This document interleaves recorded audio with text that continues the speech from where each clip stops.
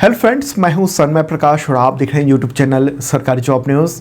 कई important topic है पूरे करंट अफेयर्स वीडियो में, तो शुरू करते हैं। और पहला क्वेश्चन, किंग चार्ल्स तृतीय उनकी ताजपोशी समारोह हुआ है, तो भारत का प्रतिनिधित्व किसने किया उसमें? कौन गए भारत की ओर से, इंडिया की ओर से?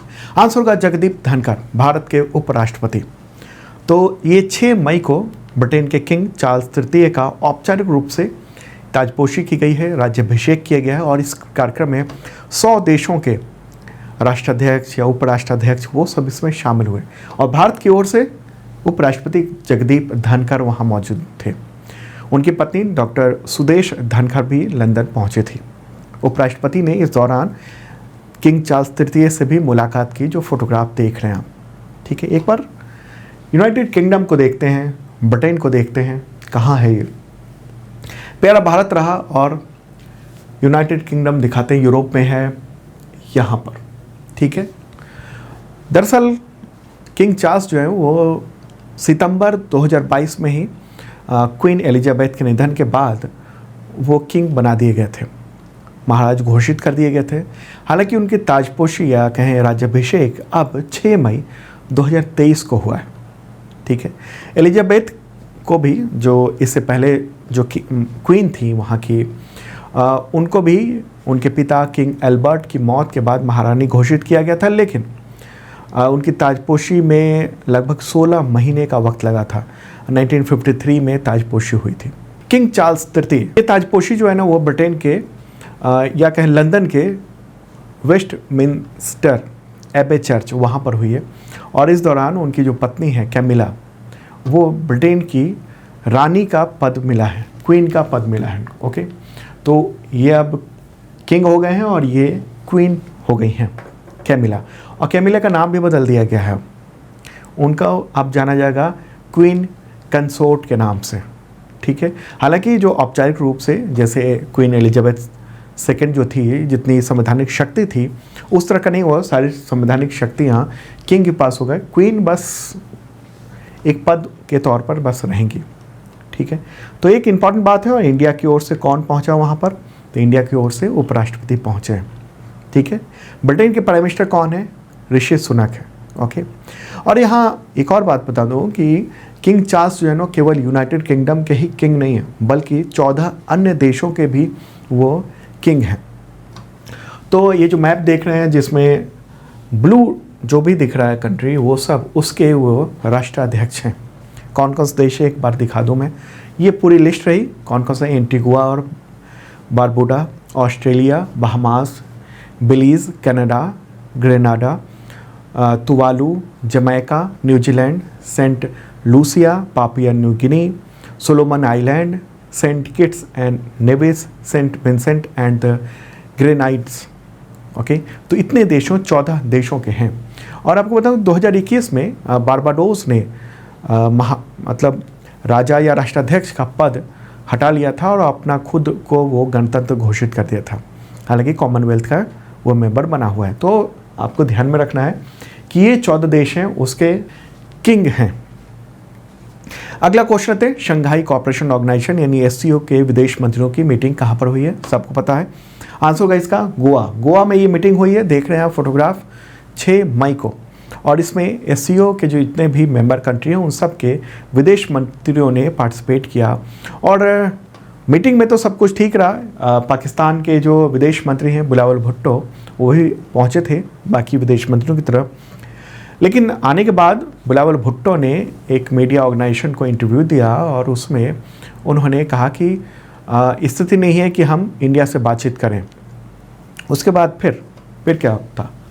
फिर एस जयशंकर जो भारत के विदेश मंत्री हैं, उन्होंने धुआंधार बयान दिया। उन्होंने कहा कि पाकिस्तान का जो फॉरेन मिनिस्टर है वो प्रमोट करता है और एक्सपोक्स पर्सन है किसका? टेरर इंडस्ट्री का, अंतर्राष्ट्रीय जो टेरर इंडस्ट्री है उसका एक्सपोक्स पर्सन के तौर पर एक तरह से व्यवहार कर रहा है। ठीक है, तो यहाँ मीटिंग में तो सब कुछ ठीक रहा, बातचीत हुई। हालांकि आतंकवाद पर इंडिया की ओर से बोला गया और कैसे इकोनॉमिक दृष्टि से जो SCO के मेंबर कंट्री हैं वो आपस में मजबूत हो सके, इन सब पर चर्चा वहाँ पर हुई है। ठीक है, ये फोटोग्राफ है जब बाद में तमाम देशों के विदेश मंत्रियों ने फोटोग्राफ खिंचवाया। ठीक है, तो किन किन देशों के जो विदेश मंत्री वो सब पहुँचे, जैसे रूस, चीन, Kazakhstan, Tajikistan, Kyrgyzstan, Uzbekistan, India और पाकिस्तान। ठीक है, तो 8 मेंबर कंट्री हैं। कौन कौन है? चीन, इंडिया, कजाकिस्तान, किर्गिस्तान, पाकिस्तान, रूस, ताजिकिस्तान और उज्बेकिस्तान। ठीक है, और 4 पर्यवेक्षक देश कौन कौन हैं एससीओ के? अफगानिस्तान, बेलारूस, ईरान और मंगोलिया। ठीक है, अच्छा एक और यहाँ इंपॉर्टेंट बात बता दूँ कि एससीओ का शिखर सम्मेलन भी होने वाला है। कब होने वाला है? 3-4 जुलाई को गोवा में होगा, और उसमें तमाम जो एससीओ के मेंबर कंट्री हैं और जो ऑब्जर्वर कंट्री है उन सब के राष्ट्राध्यक्ष यानी राष्ट्रपति या प्रधानमंत्री वो सब पार्टिसिपेट करने इंडिया आएंगे। अगला क्वेश्चन दोस्तों, मध्य एशिया के किस देश में संविधान को फिर से लिखे जाने के लिए जनमत संग्रह हुआ और बहुमत इसके समर्थन में आया? आंसर का इसका उज्बेकिस्तान। ठीक है, तो ये बहुत ही इंपॉर्टेंट टॉपिक है। उज्बेकिस्तान सेंट्रल एशिया का देश है, तो एक बार उज्बेकिस्तान के बारे में देख लेते हैं, फिर क्या हुआ है वहाँ और क्यों ये जनमत संग्रह हुआ है उन सब पर भी बात करेंगे। मैप में देख लेते हैं, तो ये तो प्यारा भारत रहा अपना। और अब चलते हैं सेंट्रल एशिया यानी मध्य एशियाई देश में। तो ये जो पूरा देख रहे हैं आप, ये है सेंट्रल एशिया, उसमें कई सारे देश हैं और वो सब देश जो थे वो सोवियत संघ से जुड़े हुए थे पहले, बाद में वो अलग अलग हुए। और ये रहा रेड कलर में जो देख रहे हैं आप, ये है उज्बेकिस्तान। ठीक है, इसके राष्ट्रपति कौन है?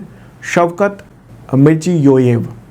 राजधानी ताशकंद है, वही ताशकंद जहाँ पर भारत के जो पूर्व प्राइम मिनिस्टर लाल बहादुर शास्त्री उनका निधन हुआ था। यहाँ पर भाषा बोली जाती है रूसी और उज्बेक। मुद्रा है उज्बेक सोम। आबादी तकरीबन 3.5 करोड़ है। और इसके पड़ोसी देशों की बात करेंगे तो इसके पड़ोसी देश जो हैं वो हैं Afghanistan, Tajikistan, Kyrgyzstan, Tajikistan, Turkmenistan. Uzbekistan में ज़्यादातर जो आबादी है वो मुस्लिम आबादी है।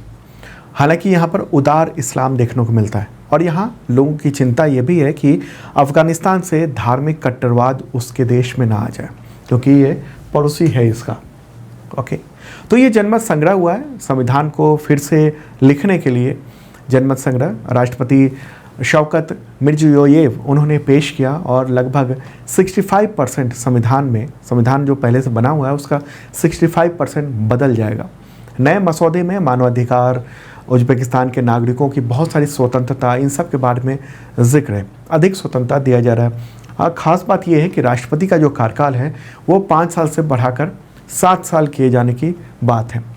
और वहाँ जो संविधान है उसके मुताबिक राष्ट्रपति जो है वो 2 साल से ज़्यादा नहीं रह सकता है, लेकिन इनका पिछला कार्यकाल उसको शून्य कर दिया गया है। तो अब ये 2040 तक राष्ट्रपति रह सकते हैं।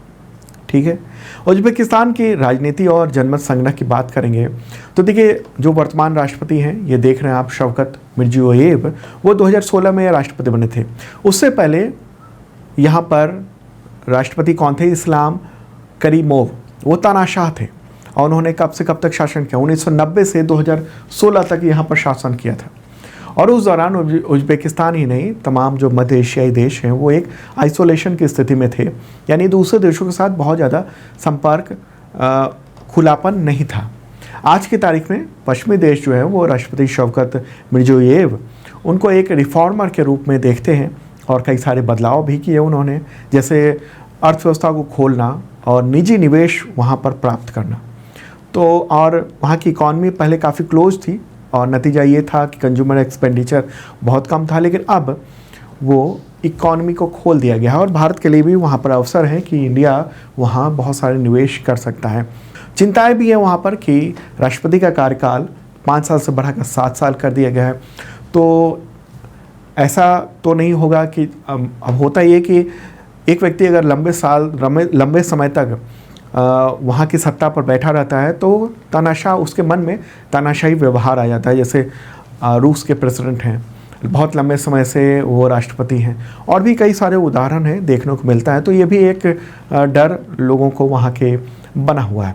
ठीक है, उज्बेकिस्तान में चीन का प्रभाव भी है और भारत का भी प्रभाव है। चीन ने काफ़ी निवेश किया हुआ है और भारत के लिए ये देश बहुत ज़रूरी है। क्योंकि ये लैंड लॉक्ड कंट्री भी है और आपको बताऊं कि राष्ट्रपति जो अभी हैं मिर्जियोयेव, वो अक्टूबर 2018 और जनवरी 2019 में इंडिया की उन्होंने यात्रा की थी। और एक वर्चुअल शिखर सम्मेलन भी हुआ था दिसंबर 2020 में इंडिया और उज्बेकिस्तान के बीच में।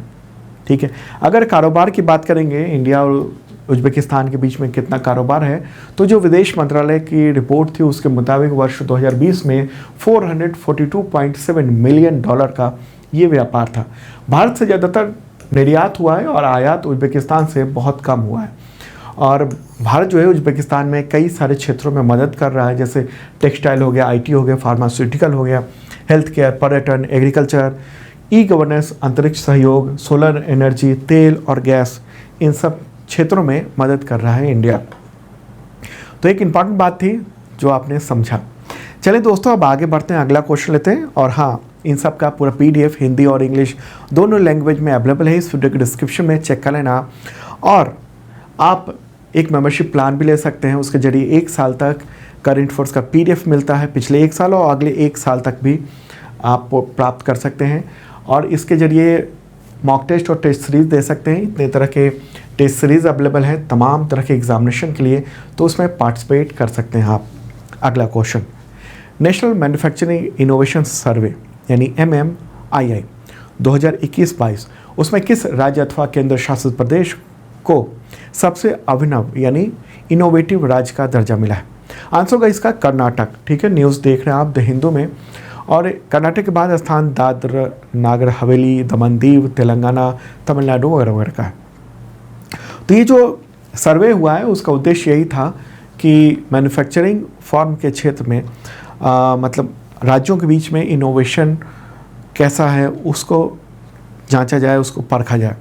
तो इसे किसने इस सर्वे को करवाया, ये जो इनोवेशन सर्वे है वो करवाया है साइंस एंड टेक्नोलॉजी डिपार्टमेंट यानी सेंट्रल गवर्नमेंट का जो साइंस एंड टेक्नोलॉजी डिपार्टमेंट है और United Nations Industrial Development Organization UNIDO, तो उनने दोनों ने मिलकर ये काम किया है। ओके, तो कर्नाटक में अभी चुनाव चल रहे हैं, होने वाले हैं जल्द ही चुनाव, और वहाँ के मुख्यमंत्री हैं बसवराज बोमई। अगला क्वेश्चन लेते हैं दोस्तों। क्वेश्चन होगा ODF यानी खुले में शौच मुक्त प्लस रैंकिंग में घोषित होने वाला देश का पहला शीर्ष जिला कौन बना है, टॉप जिला? तो आंसर होगा इसका वायनाड। वायनाड कहाँ पर है? केरल का एक जिला है और उसी लोकसभा क्षेत्र से राहुल गांधी सांसद थे। ओके, जिनकी सांसदी चली गई है।